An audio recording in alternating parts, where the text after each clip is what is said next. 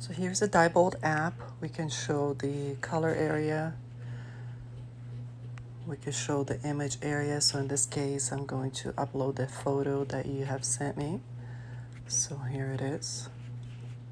And what we want to do is here, click the plus button on the show target area. So you want to click on the box underneath the target area, and what you want to do is you want to match the target area of the carpet, the original color of the carpet, to one of those pre-selected colors that I have here. So in this case, we're going to pick the BR1.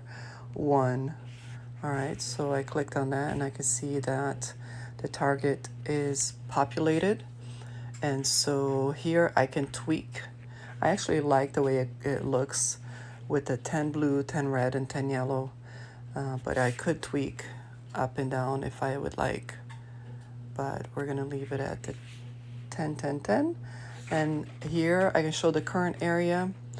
And what I need to match here is click on the box and match it to the faded area there. So I can see that the blue and probably most or all of the red is gone.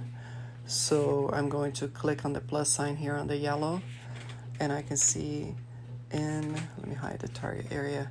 I can see here in the current that there is a tiny little bit of red because the spot is not just yellow.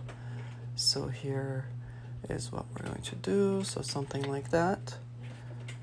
So then my needed color is going to be this purple right here. So basically, if you're using the Diebold dies, you're going to be needing 10 milliliters of the blue and 4 of the red and no yellow. All right, this is for doing a one-shot pot. If you're adding one color at a time, you would be adding first the blue until the box underneath the current turns this color right here. And then you would add a tiny little bit of red to bring it to completion. And you can see that has brought it to the target color, target current. All right, hope this helps. Let me know if you have any questions.